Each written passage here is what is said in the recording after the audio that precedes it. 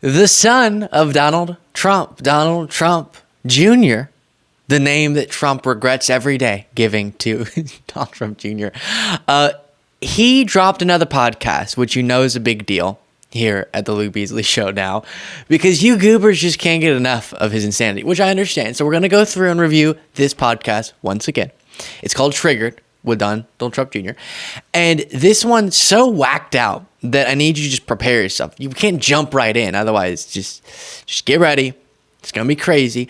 And there is a broader point. So I'm going to play the first clip here from Donald Trump Jr., then a few things to sort of add that broader context, and then we'll get back to his podcast. And the first clip to me is representative of what we're seeing across MAGA, which is, do you know how President Joe Biden has been saying that after January 6th, something snapped in Trump, and he was no longer even the person that he was before, which wasn't great, but it became even worse.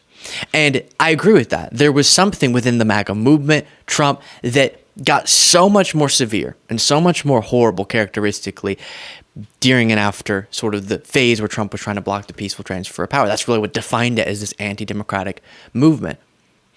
And I think we're seeing that second round of MAGA transforming into something even more, unfortunately, dangerous and destructive post-verdict. The verdict has caused the brains of many of these MAGA folks to snap into a delusional state.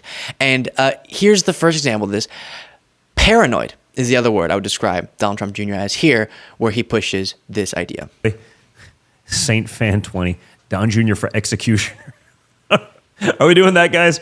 You know, I know the Democrats probably would actually. So that perhaps we shouldn't rule it out, but I can't say that publicly because I'll get a. But yeah, I have a feeling if the Democrats could do that to us.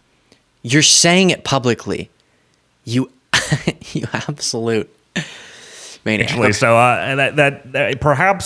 perhaps we shouldn't rule it out, but I can't say that publicly because I'll get a. But yeah, I have a feeling if the Democrats could do that to us, they would, and therefore maybe we have to keep all options on the table. We have to keep all options on the table? Someone explain. Tell me in the comments what that means. Because one take you could have on it is all options are on the table in terms of Democrats are so bad that they might do anything. All of their options are still on the table, like an assassination of Donald Trump Jr.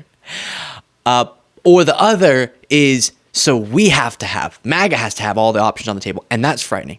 And you might think, that's a little baseless, a little ridiculous, but remember the coverage that we did of the Tucker Carlson interview recently with Donald Trump Jr.? Here's 3 moments I'll play. Again, we'll get back to the podcast. But for context, this is what's now being discussed in MAGA world. I think a lot of people yesterday when that verdict came down, I'm among them, my first reaction was, wow, they'll actually hurt us.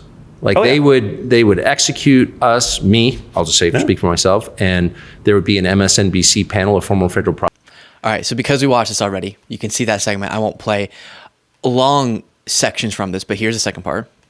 Actually, first, I hate to, this is satirical, but I hate to say this again. Democrats aren't going to do assassination attempts against Trump as they keep pushing against Tucker Carlson. And the idea that Biden is going to win the election by doing some crazy conspiracy theory like that is not accurate, and it's delusional. And also, the self-importance from Tucker Carlson and Donald Trump Jr., if indeed assassinations by Dark Brandon started happening, I don't think Tucker and the son of Trump are at the top of the list, okay? Again, satire, but very self-important. Here's the next part. You startled me. Goodness gracious. I guess since you're here now, I'll ask that you subscribe to the YouTube channel by clicking that subscribe button if you want to help us continue to grow. Reaching the conclusion, well, if they'll rig a trial, they'll probably rig an election. I think without question. I think, the reality is. All right, so they're definitely going to rig the election because they rigged the trial, even though they haven't been able to prove that, and they can't prove it because it didn't happen. Then here's one more. If they put him in jail right before the Republican convention on fake charges stemming from a rigged trial, they're kind of pushing violence, aren't they? Listen. How do they expect people to respond to that? Nothing like that has ever happened. In the reality, you have to be careful even how you talk about that, no, right? They are pushing violence. They clearly violence. are. But, They clearly are, Donald Trump Jr. says. So the all options on the table thing now I think has a little bit more context. And Tucker Carlson is using preemptively, he's using this argument of, look what you made us do, right? I hate to reference such an incredible artist right now because this is such a dark conversation, but it reminded me of Look What You Made Me Do from renowned poet Taylor Swift. And this is what the argument is, though. If violence happens, Tucker's saying, but they're making us do it. They're making MAGA. They want it. They want violence. That's what he's saying. So dangerous. So dangerous and horrible. And Donald Trump Jr. endorses it. A reminder of the podcast moment we looked at previously, just to keep going through how the MAGA escalation is taking place in their rhetoric. This was in Don Jr.'s response to the Verdict podcast. Again, the Democrats have succeeded in their years-long quest to turn America into a shithole country. There can be no doubt that has... All right, so we are an S-hole country, according to Donald Trump Jr. They're wanting violence to happen. Apparently, Biden's just getting his plan together to assassinate Donald Trump Jr. for some reason because he's so important and he threatens Biden's power so much. And and so many horrible things being said. One other person before finishing out the podcast clips that I have for you that is not doing well in the wake of this verdict. This clip is crazy, is MTG. And this clip was so crazy that I couldn't just include it in one segment. So we have to watch it again because you rarely see a human being as unhinged as this. In that room? No, absolutely not. I mean, everything I said is correct. It's how the American people feel. It's what we know to be a fact. It's all the evidence has been proven true. We have Jamie Raskin in there accusing us of worshiping Trump, worshiping as a convicted felon. He is a convicted well, yeah, so is George Floyd. And everybody, and you all too, the media worship George Floyd. Democrats worship George Floyd. There were riots burning down the fucking country over George Floyd. And Raskin is... By the way, I already addressed what she's saying, so we'll set that aside. Insane. And also, equally as insane, no, but also crazy, is whoever posted this video is putting bleep, super quietly and not muting her saying the F word. So it's just a bleep and the F word instead of it bleeping out the word. Very weird way to address cursing. And they're saying we worship him. Excuse me, let me correct you, and this is really important. I don't worship, I worship God. God. And Jesus is my savior. I don't worship President Trump. And I'm really sick and tired of the bullshit annex I have to deal with constantly from the Democrats. So much BS annex. It's just as good the second time. So that's what we just went through in there. And then they're sitting there, they can attack my character all day long. What's his face in there, whoever was talking last was calling me insane. But yet we can't say, oh, they're attacking my character. Oh no, it's nonstop BS and annex. You want to know why? The Democrats don't have any. Antics. Antics is the word you're looking for. Antics, not annex. They're responsible for the lockdowns, forced vaccinations, kids being forced to stay home, people committing suicide, and all the horrors that this country lived through during COVID. Fauci belongs in prison.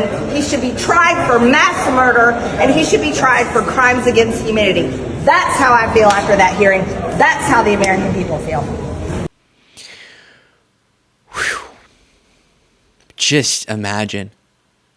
When she goes to Trump rallies, people lose their minds. I brought up Taylor Swift earlier. It's like me at a Taylor Swift concert is how they react to MTG somehow. And she doesn't even write songs. So, can you imagine? But somehow she's rational. Even though to me, separate from the facts of what she says being so far from the truth. Meaning her trying to assert things and then comparing that to reality, proves she's ridiculous, but also exclude that. Don't even hear the particulars of what she's saying, and you can tell something's wrong. She's just unstable.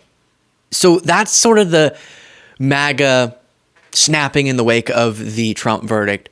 Something's even further unraveled, and the wheels are coming off the car even more. What's the phrase? Whatever it is. Things are falling apart, okay? The wheels on the bus are not going round and round anymore. That's, I guess, how I would describe it. The MAGA school bus. And with that being said, let's get back to Donald Trump Jr. Here is this next clip from the podcast. Thank you again to Jack, my colleague, who watched an hour and 40 minutes Donald Trump Jr. to pull these. Stuff. AJ McGurk, you need a run in 4 years. Thanks, AJ. Really appreciate that. Kill me now. No, I'm just kidding. But let's worry about this 4 years. You see sort of what we're up against. You see the insanity of what's going on. I think everyone's starting to figure that out. And I think that's perhaps what was so special about this weekend. Yeah, we're figuring out for sure. By the way, I've said this to you before. I also have a live stream, of course. And when you're live streaming, there's all these comments flying by. Now, maybe his numbers aren't as great as maybe he's saying they are. And maybe there's not as many comments scrolling. But let's assume he's crushing it. And people love the Donald Trump Jr. podcast. And he streams it. And it's just a hit. Then you have all these comments, but he always chooses to read, as we've seen in a bunch of these, people saying that he should run for president or be vice president, and then goes, oh, God, can't believe that you're saying that. The people want it, but I'm saying no, okay? You're not going to drag me into this. I know every American is thinking we want Don Jr. for president, but that's not what we need right now. We need my father. And it is funny because you don't have to read those. If there's a lot of comments, you could just avoid those if you hate the idea so much. But I think he's flattered by the fact that the same commenter keeps saying that on every podcast. Verdict. What's a verdict in a show trial? Is that just what do we call it? Is that just like, is that a foregone conclusion? Is that like, what's the actual word for it? Is there one, guys? Drew, you're a lawyer. I just talk smack on TV, but I think foregone conclusion, right? It probably is. Yeah. Probably is that predetermined outcome. Predetermined outcome. That sounds more sophisticated, but yes, it's that's what that was. But the reality is, it's so interesting that people who speak so authoritatively on the law, he knows for sure this is all a witch hunt, right? He knows there's no legal basis, but then, in a moment of weakness, admits that I'm just talking smack on TV. I don't really know. Who knows what the heck I'm saying? And I wish he had that humility the entire show, I guess is my point. Then this is a good jumping off point for a little bit of an update on Hunter Biden's criminal trial, because Don Jr. pushes some nonsense on that. Sort of all kind of a big deal. Do I think Hunter will be convicted? I doubt it. They're going to drag it out till after the election, and then he'll be pardoned regardless of what happens. But again, he's being looked at by Biden's DOJ. So let's not pretend for 1 second that there are, that they're going to be above board on that. Okay, so we're going to address the more general point about what he said, then get back to the specifics. But hold in your mind that his theory is that this trial of Hunter Biden is going to get dragged out and delayed until after the election. And that's going to then allow Biden to just pardon Hunter and everything will be fine. Okay? Hold that in your mind. And while you do, a reminder that the theory goes something like, about the general justice system. There's a two-tier justice system that is targeting Republicans. Biden's weaponizing the system of justice, even when it comes to cases that aren't in a federal jurisdiction. Doesn't make any sense. But this is more broadly targeting Republicans and protecting Democrats. And as we've talked about before, you have a powerful Democratic Senator, Bob Menendez, about to go to trial. You have a Democratic Congressman, Henry Cuellar, who's being prosecuted by Biden's DOJ, as they call it, even though Biden keeps himself out of the application of law with this stuff. And then you have the son of the sitting president, Joe Biden, Hunter Biden, in a criminal trial right now. Maybe it's not the theory you've been pushing, that there's this weaponized justice system and weaponized DOJ. And maybe the DOJ is enforcing the law with Democrats and Republicans, as shown by those examples. But he wants us to believe that the strategy is going to be drag out, delay the trial, pass the election, and then Biden's going to pardon Hunter. He's not going to pardon his son. Just there's no way optically he would ever want to do that. But the delay thing's interesting because that's a lot of projection. That's what Trump is doing. That's probably why Don Jr. is thinking of that as a strategy. He's trying to delay his criminal cases. He couldn't in Manhattan, but the other ones he's successfully delaying. And then he's going to hopefully, in his mind, win, and that will give him protection from these prosecutions. Would that even protect him fully? I don't know. There's another non-federal case, but that's what he believes. And Hunter Biden, meanwhile, is already in the middle of his criminal trial. ABC News reports President Joe Biden's son, Hunter Biden, is on trial in Delaware on 3 felony charges related to his efforts to obtain a firearm in 2018 while allegedly addicted to drugs. And he pleaded not guilty, of course. And then down here, prosecution could rest its case as early as Thursday. They're ahead of schedule. It's going more quickly than maybe you'd even expect. And he's trying to convey to his viewers that they're going to try to delay the trial. So then my question is, when obviously it doesn't get delayed, it's going to be done in the next 2 weeks, maybe earlier, is Don Jr. going to say, oh, I was wrong? Clearly that's not what they're doing. And then when Biden doesn't pardon Hunter, will he admit that he was wrong about that? No, it's just nice, easy, salacious to push these things out, but then never are you held accountable. Hold me accountable, by the way. If I'm wrong on things, call me out. But Don Jr.'s audience clearly is not doing that. Let me know. That was a lot, I know. So let me know in the comments what you thought of all of it. And if you want to get access to the daily bonus show, you can do so by clicking the join button below.